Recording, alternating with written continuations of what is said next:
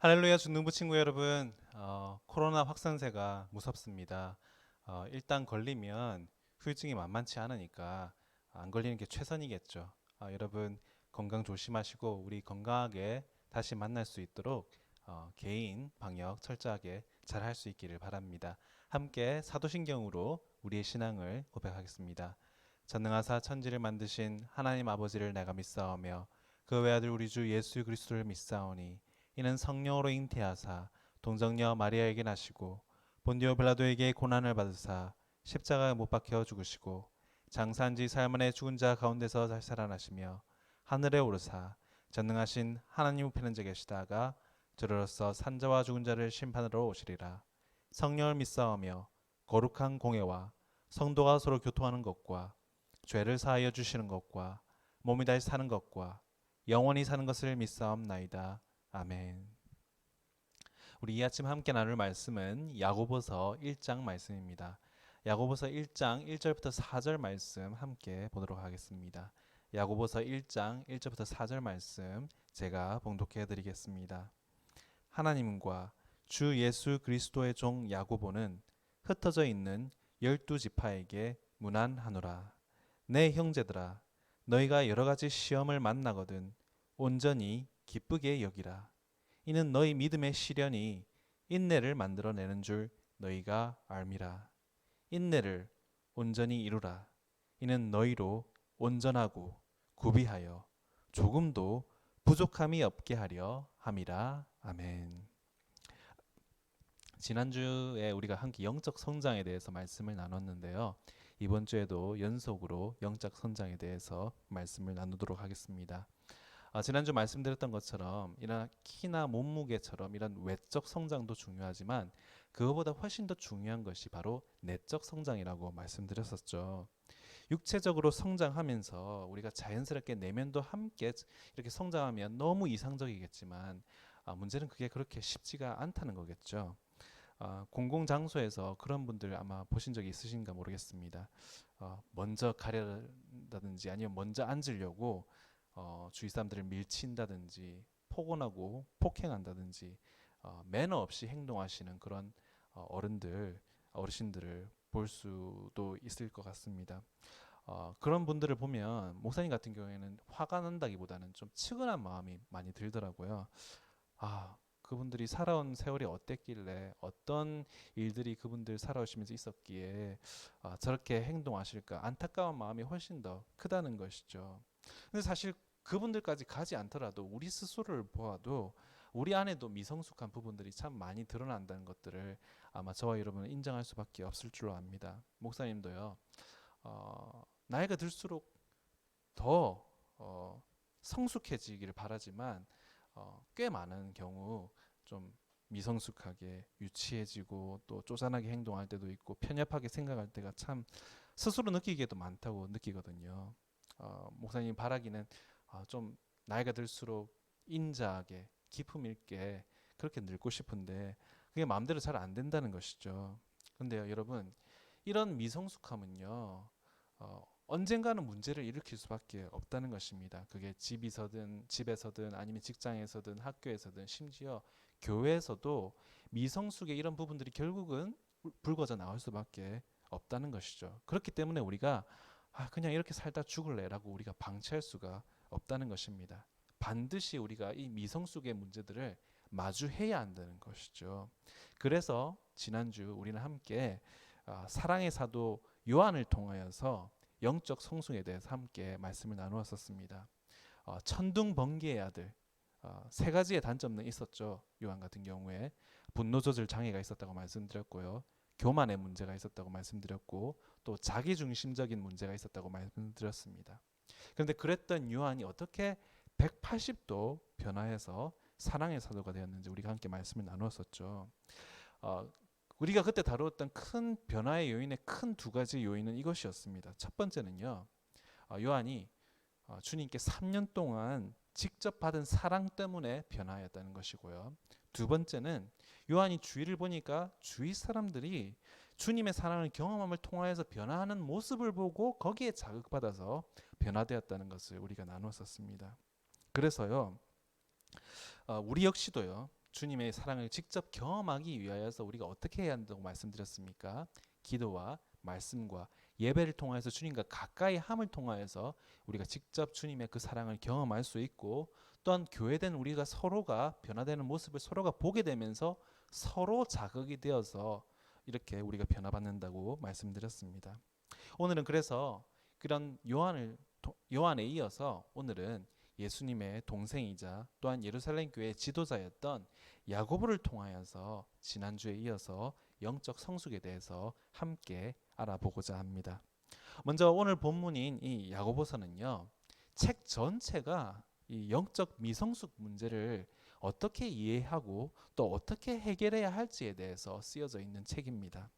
당시 야고보가 지도자로 있었던 예루살렘 교회도요, 오늘날의 교회처럼 미성숙한 사람들이 일으키는 문제 때문에 여러 가지 어려움을 겪고 있었기 때문이었습니다. 그래서요, 오늘 우리가 함께 읽은 본문 말씀 1장 4절에서도요, 인내를 온전히 이루라.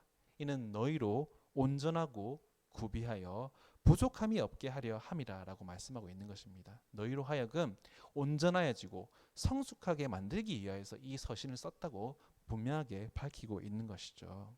그렇다면 이렇게 미성숙한 사람들을 성숙으로 이끌기 위하여서 이런 목적으로 야고보서를 쓴 이 당사자였던 야고보는 어떤 사람이었을까요?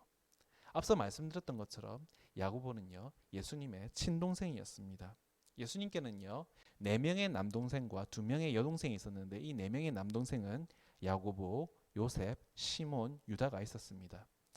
이들은 원래는 다 예수님께서 살아 계셨을 때는 예수님을 메시아로서 구원자로서 인정하고 받아들이지 않았다가 우리 예수님께서 십자가에 돌아가신 이후에 부활하시고 나서 그들에게 직접 나타나셔서 만나고 나서야 그들이 예수님을 믿게 되었습니다. 그런데 이런 예수님의 혈육 중에서도요, 야고보 같은 경우에는 그냥 믿게 된 정도가 아니라 예루살렘 교회의 지도자가 되었고요, 또 심지어는 주교 중에 주교, 목사님들 중에서도 목사님이라는 호칭을 받을 정도로, 성경에 기록될 정도로 초대교회에서 중요한 인물이 되었다는 것입니다.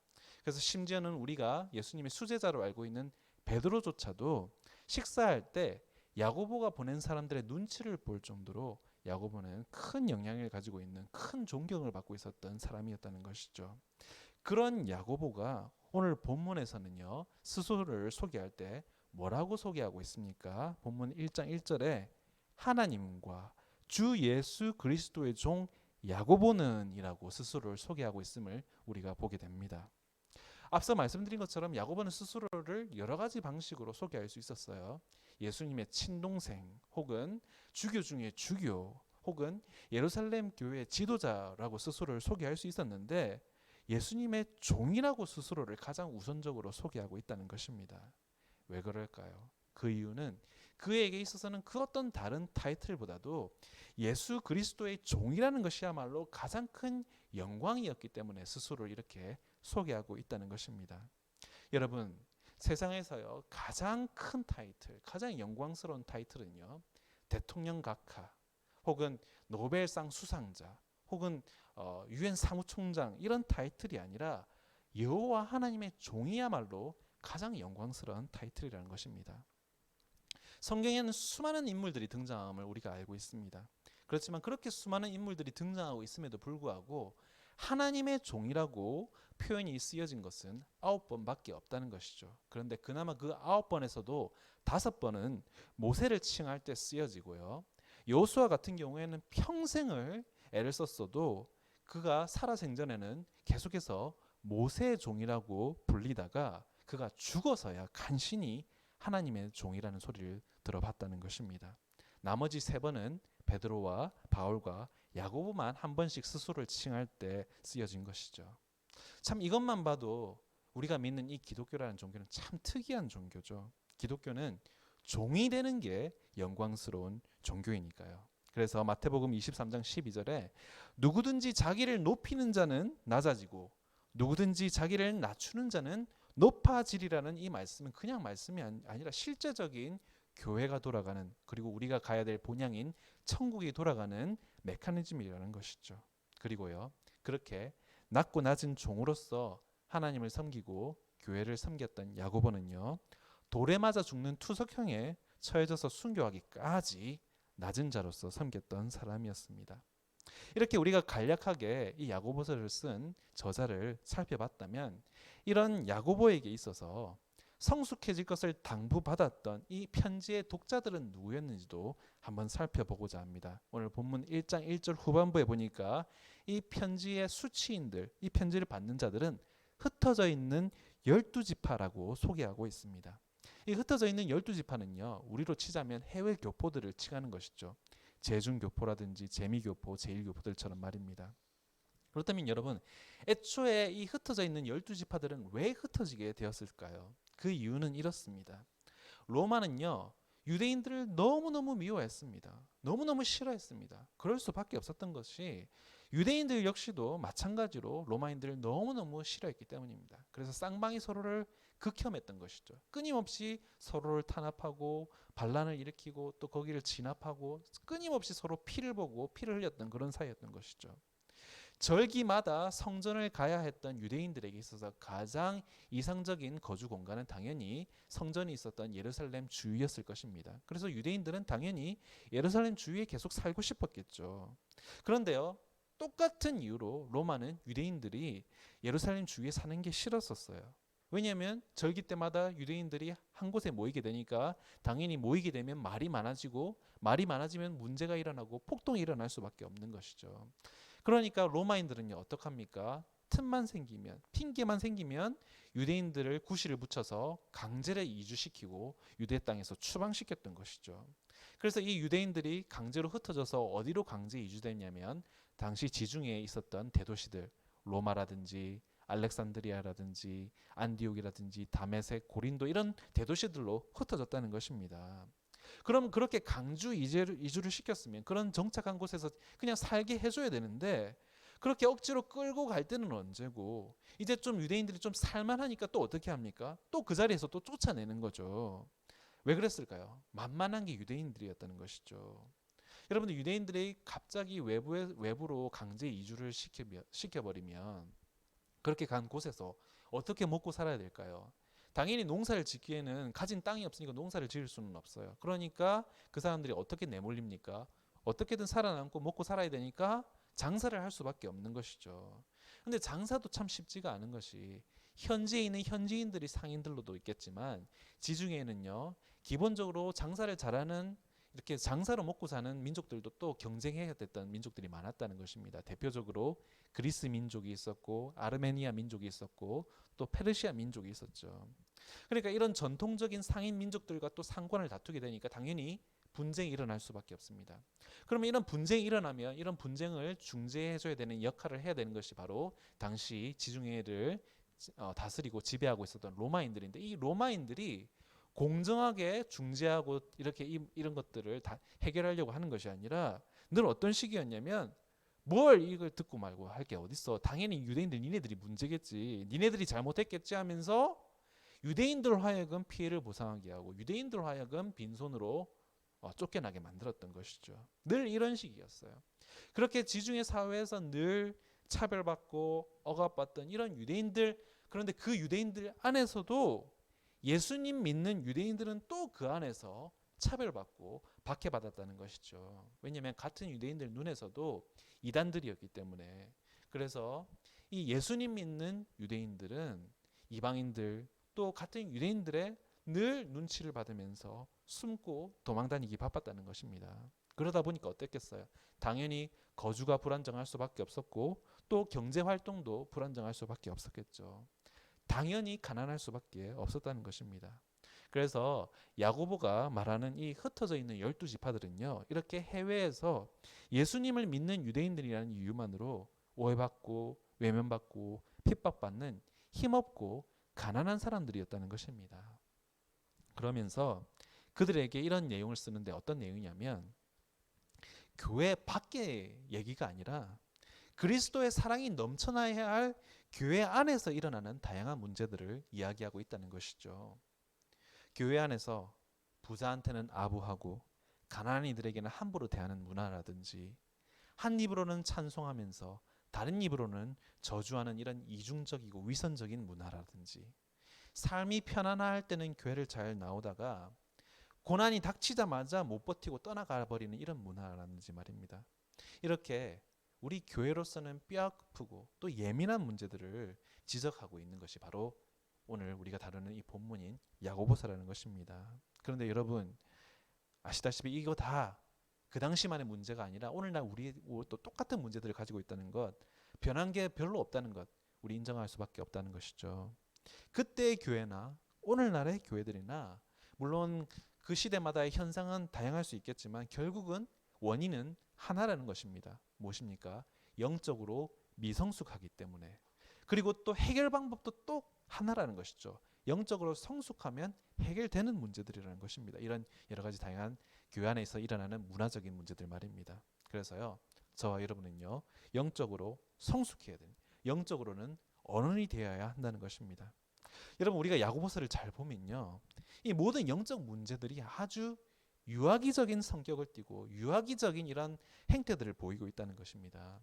우리가 함께 읽은 본문 1장 3절 4절을 보면요, 인내가 필요하다고 말하고 있어요. 근데 여러분 우리가 잘 알다시피 애들이 어때요?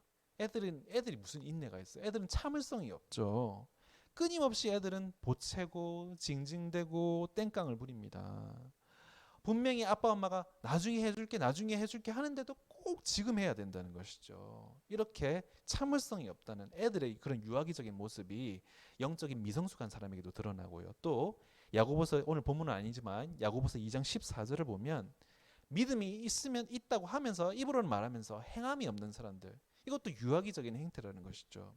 애들이 어때요? 애들이 옹알이가 끝나면 이제는 말이 트여요. 그런데 말을 알아들으면서도 하기 싫으면 어떡합니까?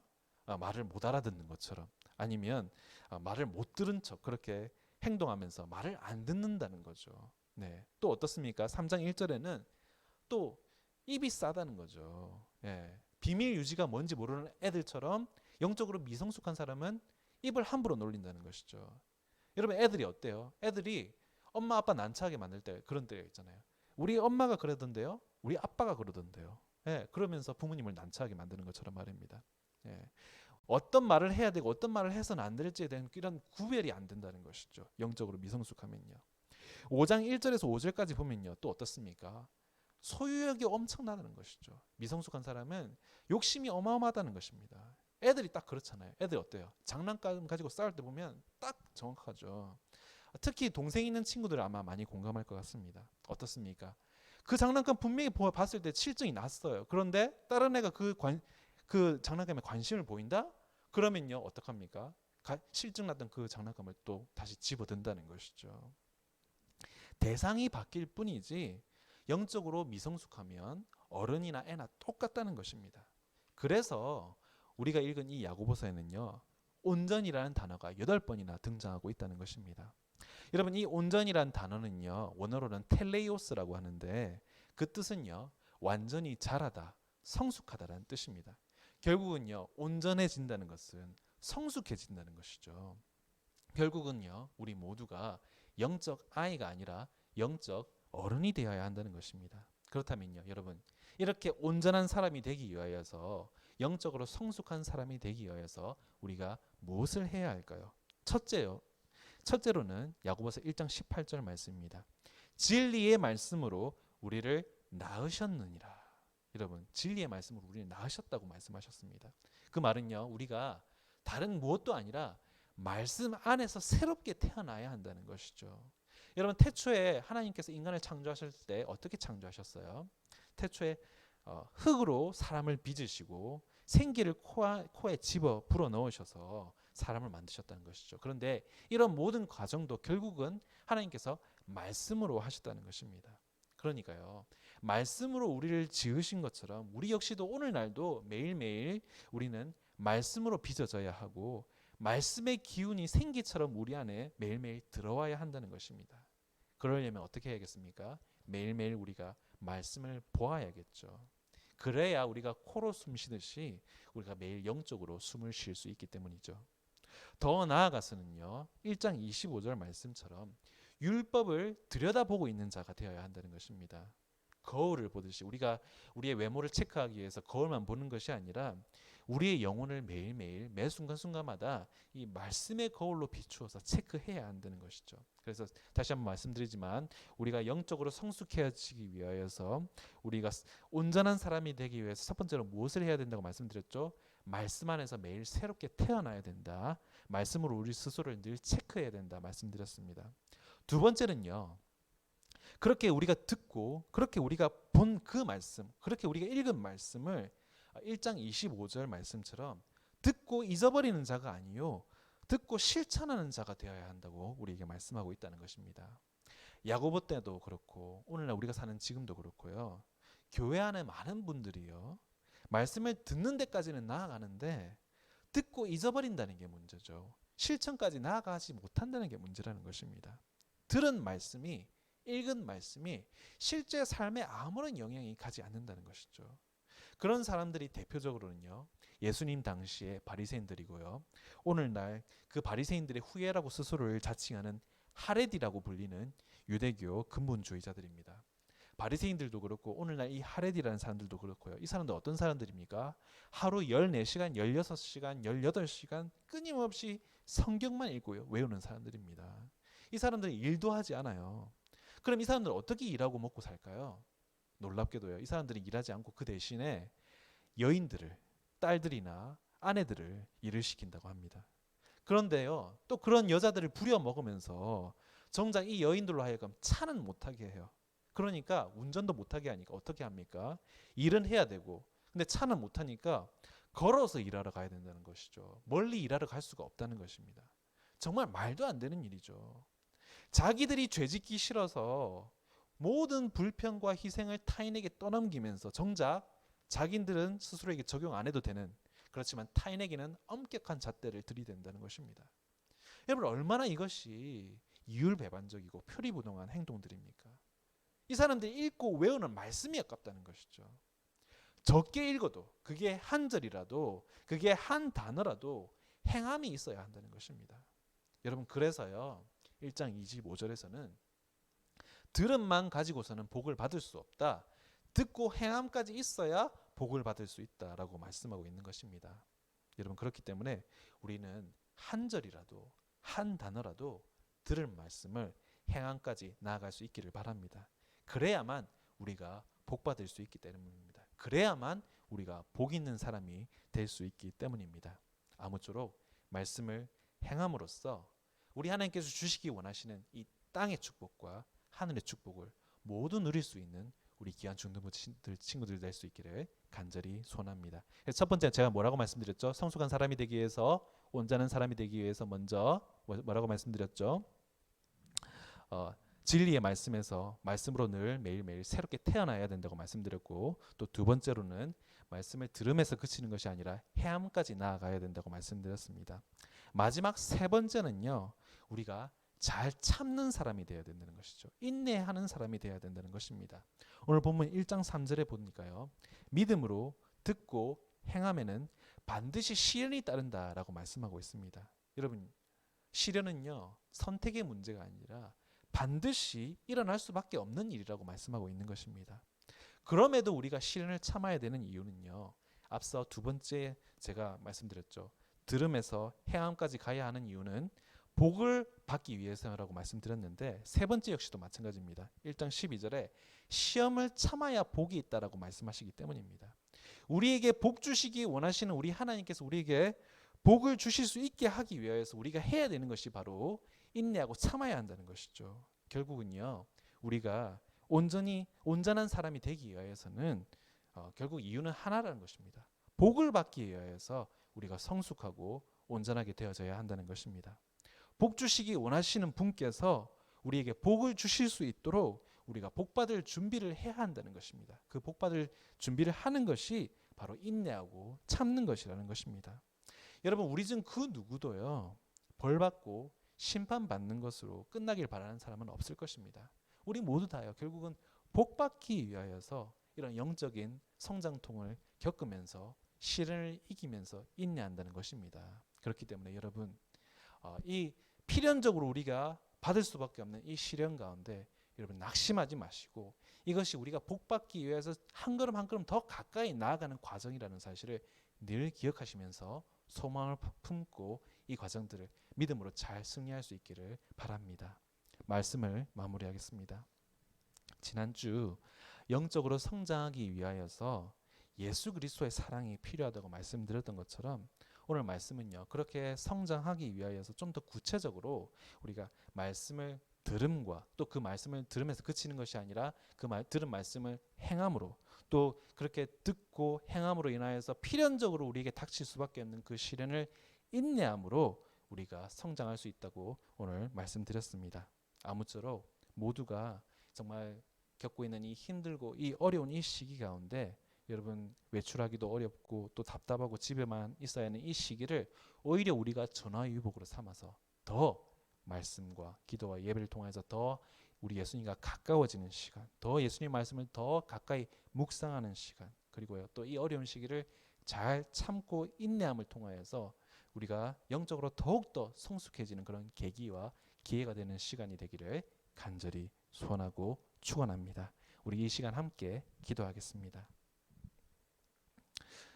사랑이 많으신 하나님 아버지, 오늘은 예수님 살아 생전에는 예수님을 메시아 구원자로 영접하지 않다가 부활하신 주님을 만나고 변화하여서 죽기까지 앞장서서 사랑을 실천하면서 성도들의 모범이 되며 성도들의 영적인 성숙을 위하여서 애썼던 야고보에 대해서 함께 알아보았습니다. 야고보가 걱정하고 우려했던 교회의 문제들은 다 그들의 영적인 어린아이여서 생겼던 문제들이었습니다. 우리는 그렇게 되지 않기 위하여서 오늘 들은 말씀처럼 말씀 안에서 새롭게 태어나야 하고 또 말씀을 듣고 행하는 데까지 나아가야 하며 또 이로 인하여서 받는 시련과 고난을 오히려 기뻐해야 함을 함께 들었습니다. 우리로 하여금 이렇게 들은 말씀들을 잘 기억하게 하셔서 시련 가운데서도 고난 가운데서도 잘 참고 인내하게 하셔서 주님께서 약속하신 것처럼 복을 받는 우리 모두가 되게 하여 주시옵소서. 이 모든 말씀 우리를 말씀과 사랑으로 인도하여 주시는 우리 구주 예수 그리스도의 이름 받들어 기도드립니다. 아멘. 축도함으로 예배를 마치겠습니다. 이제는 우리 주 예수 그리스도의 은혜와 하나님의 크신 사랑과 성령님의 가망함동 교통하심이 온전한 사람이 되어서 복을 받기를 원하는 주의 자녀들 머리머리 위에 이제로부터 영원토록 함께 있을지어다. 아멘. 코로나 확산세가 빨리 꺾여서 우리 건강한 모습으로 속히 다시 모일 수 있기를 간절히 소원합니다. 건강하시고요. 이번 한 주도 화이팅입니다. 바이.